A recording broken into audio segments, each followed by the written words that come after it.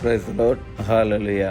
ഇന്ന് ദിവസം ജെറമിയ 32:27 തിരുവചനത്തിലൂടെ ഈശോ നമ്മോട് സംസാരിക്കുകയാണ്. ഞാൻ സകല മർത്യരുടെയും ദൈവമായ കർത്താവാണ്, എനിക്ക് അസാധ്യമായി എന്തെങ്കിലുമുണ്ടോ? പ്രിയപ്പെട്ടവരെ, ഇന്നത്തെ തിരുവചനത്തിലൂടെ നമുക്ക് കാണുവാൻ സാധിക്കും.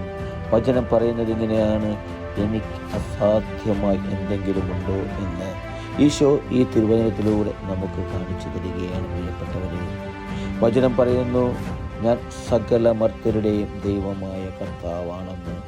ഈ ലോകം സൃഷ്ടിച്ച് നമ്മെ ഓരോരുത്തരെയും സൃഷ്ടിച്ച ദൈവം, ആ ദൈവം പറയുകയാണ്, പ്രിയപ്പെട്ടവരെ, എന്നോടും നിങ്ങളോടും, ഞാനല്ലാതെ മറ്റൊരു ദൈവം നിനക്കുണ്ടാകരുതെന്ന്.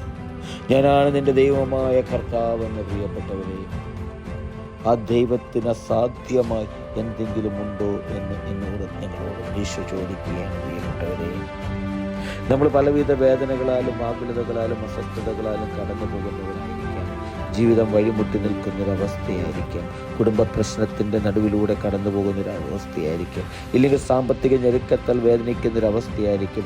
രോഗപീഠകളാൽ വേദനിക്കുന്നൊരവസ്ഥയിലൂടെയായിരിക്കും കടന്നു പോകുന്നത്. മക്കളെക്കുറിച്ചുള്ള വ്യാധികളാലും ആകുലതകളാലും അസ്വസ്ഥതകളാലും നിറഞ്ഞൊരു ജീവിതമാർഗത്തിലൂടെയായിരിക്കും നമ്മൾ കടന്നു പോകുന്നത്.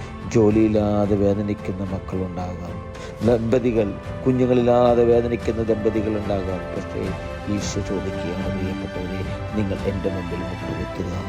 എന്നോട് നിങ്ങൾ ചോദിച്ചാൽ എനിക്ക് നിങ്ങൾക്ക് എല്ലാം തരുവാൻ സാധിക്കും എന്നാണ് ഈശോ എന്നോടും നിങ്ങളോടും പറയുന്നത്. പ്രിയപ്പെട്ടവരെ, ഈശോ ചോദിക്കുന്നതാണല്ലോ, എനിക്ക് അസാധ്യമായി എന്തെങ്കിലും ഉണ്ടോ എന്ന്. പ്രിയപ്പെട്ടവരെ, ലൂക്കാ സുവിശേഷങ്ങളിലൂടെ വീണ്ടും നമുക്ക് കാണുവാൻ സാധിക്കും 1:37, ദൈവത്തിന് അസാധ്യമായി ഒന്നുമില്ലെന്ന്.